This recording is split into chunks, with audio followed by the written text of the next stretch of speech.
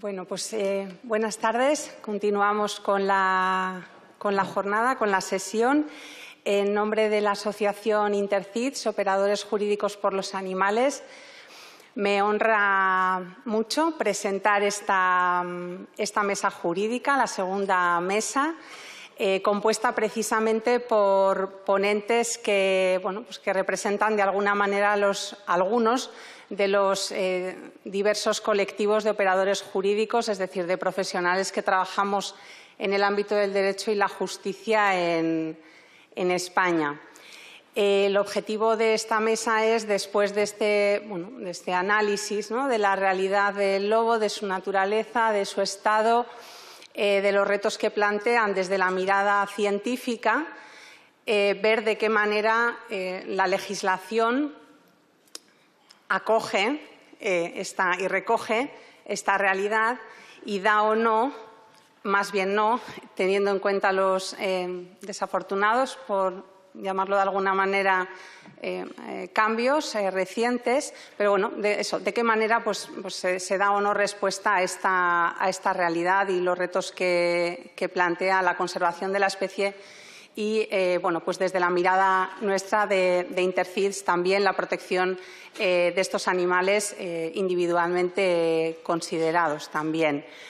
La legislación es una, pero nosotros siempre decimos que es una, pero que se mira y se estudia y se aplica desde distintas perspectivas, desde las miradas de los distintos profesionales encargados de analizarla, de interpretarla, de ponerla en práctica, y está un poco, como digo, el objetivo de esta mesa, desde la cual queremos aportar una mirada desde la judicatura, una mirada desde la abogacía y una mirada desde quienes tienen el deber de cumplir y también de hacer cumplir las normas, les gusten más o menos, concretamente desde el Guarderío Forestal o el colectivo de los agentes medioambientales. Sin más, voy a ir presentando a cada uno de los ponentes antes de que intervengan, y en primer lugar quería agradecer la presencia y la participación de Jesús Puello, que es magistrado de la Audiencia Provincial de Vizcaya. Él es codirector de la Comunidad Virtual de Medio Ambiente del Consejo General del Poder Judicial y también miembro de la Red Europea de Jueces por el Medio Ambiente. Es socio de Ascel, de otras entidades, una persona y un profesional, con un evidente interés, dedicación y compromiso con la materia que nos ocupa, y a quien doy la palabra. Muchas gracias, Jesús. Adelante.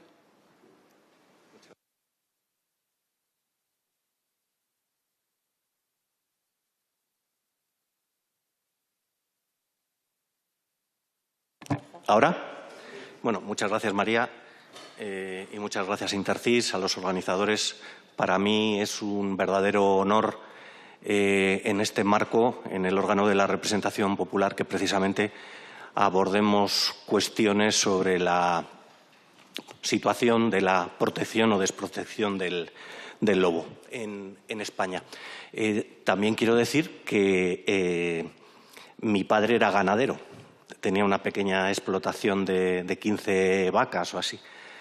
Y, evidentemente, como no existía la Unión Europea ni la política agraria comunitaria, pues no tenía ningún tipo de ayuda, a diferencia de lo que ocurre en la actualidad.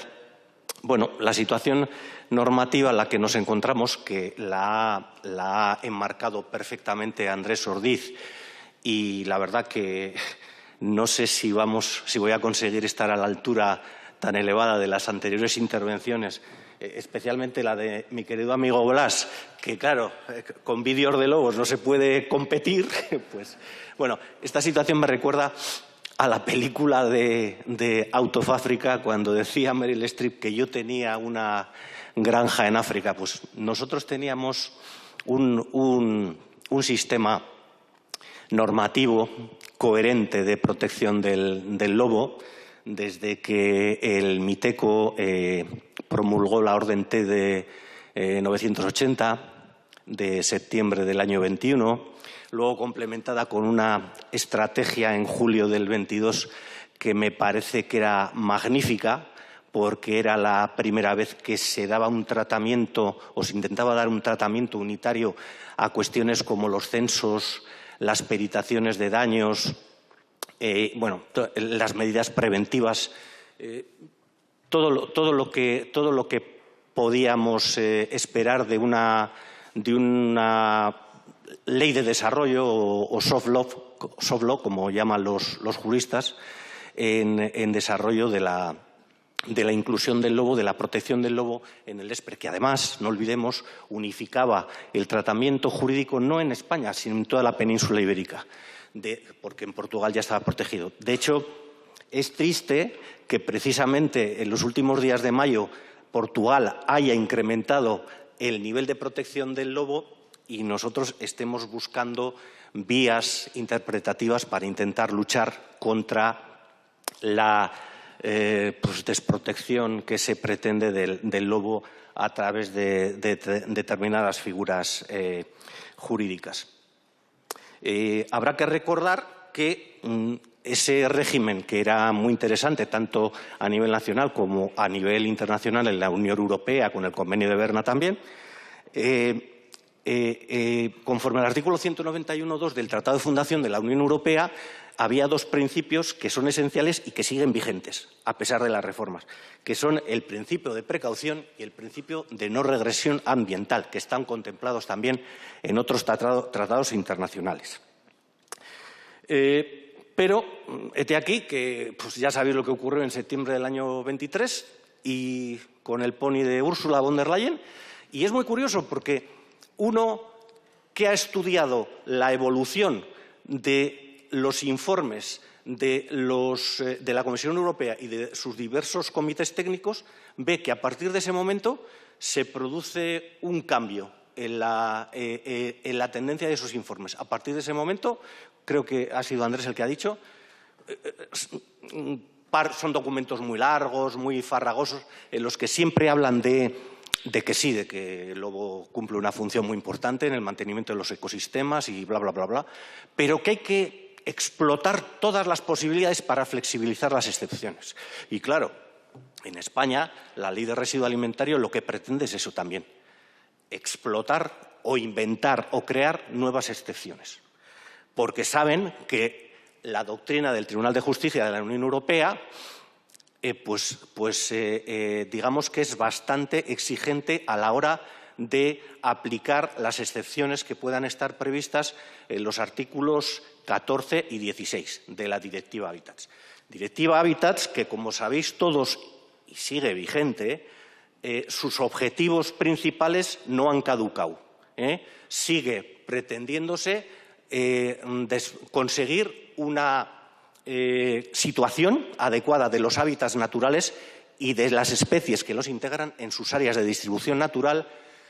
Se pretende un estado de conservación favorable de cada especie, en particular del lobo, que está, a nivel general está conceptuado en los artículos 2 y en el artículo 1, letra I de la directiva, y en ellos lo fundamental es que la especie consiga crear una situación de viabilidad a largo plazo en el área de distribución natural y en los ecosistemas hacia los que se puede expandir.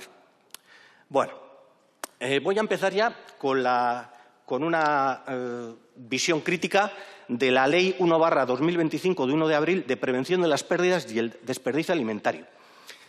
Que, ojo, es una ley muy necesaria y muy interesante. ¿Por qué? Porque lo que pretende es que toda la actividad humana que se refiere desde la producción de comida hasta la compra en los establecimientos o hasta su consumo, pues el aprovechamiento sea el máximo. Pero claro, ocurre una cosa, que aprovechando que el Pisuerga pasaba por Valladolid, pues la mayoría que estaba creada en el Consejo, en el Senado, integrada por el Partido Popular, por Junts per Catalunya, Partido Nacionalista Vasco y Vox, pues se sacan de la manga un conejo de la chistera que venía precedido, digamos, por una fuerte presión de parte de los ganaderos y de los sindicatos ganaderos. En este sentido, me gustaría añadir a las consideraciones tan interesantes que han hecho Andrés y Blas sobre el declive de la actividad ganadera en España, que se ha producido una concentración empresarial muy elevada, porque, claro, son empresas que reciben y se benefician de un porcentaje de ayudas de la PAC muy potente. Y, además, los ganaderos tienen que luchar contra algo que es muy importante y muy grave, que son los cárteles de la leche y de la carne. De hecho, creo que algunos de vosotros recordaréis que hace unos 3 o 4 años hubo una resolución administrativa por la cual impuso una multa muy potente a las grandes empresas lácteas. De modo que hay que completar el cuadro de las verdaderas causas que determinan el declive de la actividad ganadera en nuestro país. Bueno, entonces, la ley lo que pretende es darle la vuelta a todo el sistema normativo coherente que teníamos, con una idea que es, la verdad, desde cualquier punto de vista biológico, normativo, jurídico, inasumible, que los daños que el lobo causa a la cabaña ganadera en España suponen un residuo alimentario. Es para agarrarte que vienen curvas. Claro, y además hay una cosa, además de reducir o pretender reducir el nivel normativo de protección del lobo en España, se inventan una excepción nueva que permita matar lobos, que es la grave afectación al sistema productivo. Claro, esto está previsto en una disposición adicional, en una final de la ley, que, por supuesto, en la exposición de motivos de todas estas modificaciones no dice nada, porque, claro, el proyecto de ley era del Gobierno. Bueno, pues vamos a ver. No encontramos ningún elemento para justificar esta introducción normativa de un objeto normativo que nada tiene que ver con el objeto principal de la ley. De hecho, si leéis esta ley, observaréis que todo el articulado está dedicado a actividad humana. Con lo cual, yo no sé cómo puedes encajar la actividad de una especie silvestre en un articulado complicado, muy positivo, que regula la actividad humana. Y, de hecho, la grave afectación al sistema productivo no está definida en ningún momento. Intentas encontrar los parámetros cualitativos, cuantitativos de que se produce una grave afectación al sistema productivo en esta ley y no los encuentras. Es una ley totalmente precipitada porque, además, partía de la base de una supuesta base de una expansión tanto del lobo como de los daños a la ganadería, prescindiendo del informe sexenal EIONET que tiene que remitir el Estado español a la Comunidad Europea, que precisamente se ha puesto de manifiesto hoy. Y ya ha hablado Andrés de que seguimos en una situación de cierta estabilidad, porque de 299 a 333, como dice un guarda amigo mío de Asturias, de peseta a peseta 25, pues tampoco es que sea muy importante. Ya he dicho que está totalmente desconectada de su objeto. Es una ley unas modificaciones totalmente acientíficas, porque no están basadas absolutamente en ningún informe, en ningún escrito, en ningún documento de carácter científico. Bueno, supongo que sabréis que la ley, a nivel con respecto al lobo, establece dos modificaciones importantes. La primera es que saca al lobo del despre, con lo cual esto podría tener repercusión en el sentido de que al norte del Duero el lobo no estaría protegido. Y, en segundo lugar, como ya sabían los miembros de estas enmiendas que la Comisión Europea iba a modificar la protección del lobo en la Directiva Hábitats, como así se hizo en una en el Parlamento Europeo, creo que fue el 8 de mayo de este año, y es vigente ya, pues aprovechando eso, estos legisladores establecieron una modificación por la cual, en el momento en el que se produjera la rebaja de la protección del lobo al sur del Duero, que ha pasado en la Directiva Hábitats de estrictamente protegida a protegida, porque lo han pasado del anexo 4 al anexo 5, creo que es, en ese momento ya se podían acordar medidas de gestión del lobo en España al sur del Duero, con lo cual el problema ya lo tenemos montado. Pero no es solo cuestión de que tenga defectos de todo tipo, de carácter técnico, legislativo, metodológico, estructural, de justificación, sino que además es una ley que puede ser inconstitucional, que adolece de graves vicios de inconstitucionalidad. ¿Por qué? Porque, en primer lugar, es una ley singular, es decir, las disposiciones relativas al lobo son muy concretas y modifican todo el sistema que estaba establecido en el lobo mediante su inclusión en el ESPRE y en el Real Decreto Ley. ¿Cómo vamos de tiempo? Vale. Bueno, esta competencia del Gobierno era una competencia para dictar reglamentos. Y aquí se produce una ley singular en la que el legislador pretende usurparle al órgano que tiene la competencia para dictar un reglamento sobre una cuestión, a nivel general, digamos que se la usurpa.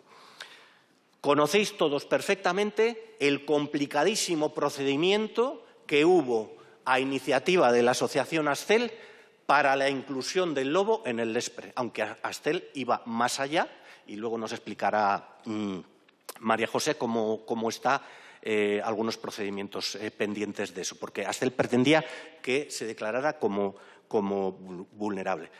Hubo una propuesta de Astel, hubo un estudio, intervinieron las comunidades autónomas, comités consultivos, intervino el Comité Asesor de Medio Ambiente, el Consejo de Estado, que, por cierto, dictó un informe magnífico en favor de la propuesta. Hubo trámite de participación pública, etcétera, etcétera. Todo esto ha sido defraudado por parte de esta ley, porque no han hecho absolutamente nada. Entonces, claro, aquí ya tenemos dos derechos fundamentales afectados. Primero, el del derecho fundamental a la tutela judicial efectiva, porque se elimina la capacidad de fiscalización del proyecto que hubiera habido para la inclusión, exclusión o modificación de la categoría de una especie en el ESPRE. No ha habido ningún procedimiento. Entonces, al no haber procedimiento, al no haber una norma reglamentaria, las partes perjudicadas no tienen la capacidad de interponer el recurso contencioso administrativo ante la jurisdicción de esta naturaleza. Con lo cual, la potestad jurisdiccional, artículo 116 de la Constitución, del derecho fundamental a la tutela judicial efectiva, artículo 24.1, está afectado. Pero está afectado también el derecho de participación pública, artículo 23 de la Constitución, que es otro derecho fundamental y, por tanto, puede ser una vía de futura inconstitucionalidad. Aunque no son estrictamente aplicables, hay precedentes de leyes singulares que el Tribunal Constitucional ha considerado que atentaban con la Constitución. Me estoy refiriendo a, seguro que los conocéis, pues hubo, por ejemplo, un proyecto para la creación de una estación de esquí en San Glorio, en Palencia, hubo un proyecto para crear una ciudad de medio ambiente en Soria, tenemos también la isla de Valdecañas. En todos estos casos, lo que han intentado leyes autonómicas ha sido esquivar la declaración de nulidad que hacían tribunales superiores de justicia de las comunidades autónomas correspondientes.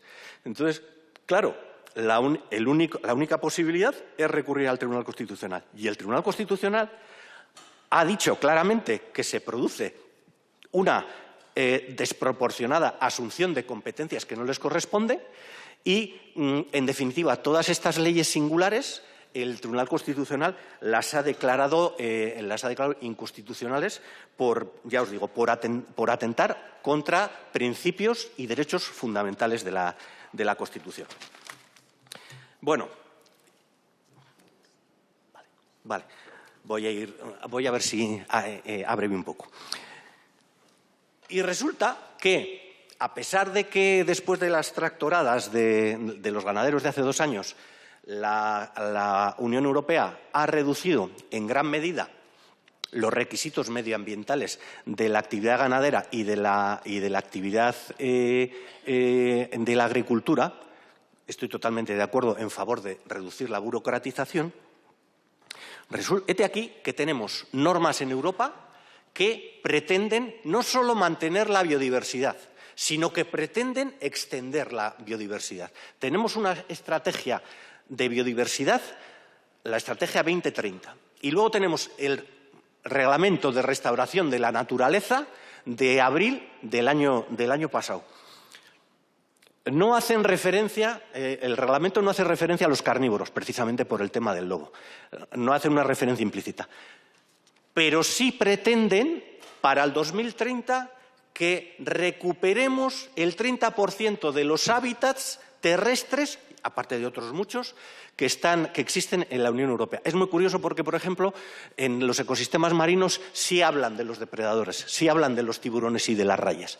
Pero bueno, a pesar de que hayan querido esquivar el tema del lobo, no lo han conseguido. ¿Por qué? Porque el artículo 17 del reglamento se remite en cuanto a los hábitats a los del anexo primero, en primer lugar. Y si veis ese anexo primero, están todos los hábitats en los que vive habitualmente el lobo.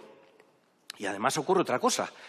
¿Cómo vamos a recuperar el 30% de hábitats naturales para 2030 si la clave de bóveda de la pirámide trófica, de la cascada trófica que supone un depredador apical, como ha dicho muy bien Andrés, que son escasos, pero que su función es esencial en el control de todos los escalones inferiores de la cascada trófica, no lo contemplamos, no lo protegemos?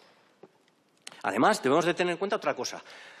Existe una directiva de 14 de abril del 2024 titulada de la protección del medio ambiente a través del derecho penal, en la que la propia Comisión Europea reconoce que la antigua directiva de protección del medio ambiente ha fracasado y pretende que establezcamos nuevos delitos y elevemos la penalidad de todos los delitos del medio ambiente, contra la fauna, etcétera, etcétera. Por cierto, atribuye un papel muy importante a las redes europeas, a las 4 redes europeas. Yo me encuentro en la Red Europea de Protección del Medio Ambiente. Formamos una sección en España de voluntarios y los artículos 19 y 21 de esa ley establecen claramente nuestra intervención. De modo que yo pido, por favor, si hay responsables del MITECO, que cuenten con nosotros, tanto para la transposición de esa directiva, que el plazo termina en abril del año que viene, como para la estrategia nacional, que es muy, muy importante. Y aprovecho también para decir, antes de que se me olvide, de la importancia de la creación de juzgados específicos de medio ambiente en España. No puede ser que la cadena sancionadora esté integrada por 2 eslabones como la policía específica, SEPRONA, fiscalías de medio ambiente, y no haya jueces de medio ambiente específicos. Ya me voy acercando al final. La doctrina del Tribunal de Justicia hay 2 sentencias muy interesantes de julio del año pasado que dejan muy claras muchas cosas. Que si el informe Sexenal e Ionet, el estado de conservación en la península ibérica, en las 3 regiones alpinas, en las 3 regiones biogeográficas, Atlántica, alpina y mediterránea, es desfavorable o desconocido, principio de precaución, no puede haber medidas de gestión de lobos, y mucho menos cupos. Muy importante, tiene que haber soluciones alternativas, tiene que haber medidas preventivas. Existe una directiva específica que nadie cita y que Astel ha citado en los procedimientos que tiene entablados ante las salas de lo contencioso de Cantabria y de Asturias, creo que es la directiva 9858, relativa a las obligaciones de los ganaderos en las explotaciones. Y esa ley está incorporada al ordenamiento jurídico español y establece que los ganaderos tienen, entre otras obligaciones, la de evitar los daños que causen a los lobos al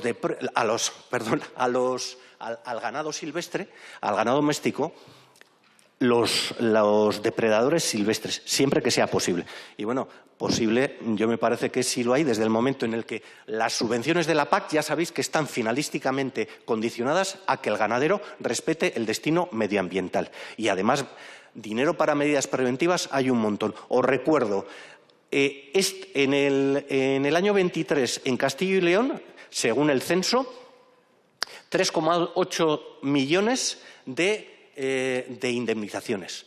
¿Cuánto vale construir un kilómetro de autovía? Que decía nuestro querido amigo Luis Mariano Barrientos, en este momento construir un kilómetro de autovía, 6,2 millones. En definitiva, si nos creemos realmente la biodiversidad, la restauración de la naturaleza, la doctrina del Tribunal de Justicia, de las sentencias del Tribunal de Justicia de la Unión Europea aplicables a España, hay una muy interesante de julio del año pasado que ha sido tenida en cuenta por la sentencia de octubre del 24 de la Sala de lo Contencioso de Castilla y León, que ha declarado con el régimen antiguo la nulidad de los aprovechamientos comarcales de lobo durante 3 años. Si nos creemos realmente la biodiversidad, la restauración de la naturaleza, pues es evidente que tenemos que darle a un elemento que es esencial en el mantenimiento y expansión de esa biodiversidad, que es el lobo como depredador apical, le tenemos que dar la protección adecuada. Por supuesto que hay que ayudar al ganadero, especialmente al responsable, al diligente. Hay artículos muy interesantes de Alberto Fernández Gil y de otros por los cuales se ve que las explotaciones ganaderas que concentran los mayores importes de daños al ganado son determinadas en las cuales no existe absolutamente ningún cuidado. De modo que recordaréis aquellas palabras tan famosas de Félix Rodríguez de la Fuente que decía que el lobo viva donde quiera y pueda vivir. Permitidme que yo añada un pequeño matiz, y donde deba vivir cumpliendo una función esencial en el mantenimiento y expansión de la biodiversidad. Muchísimas gracias.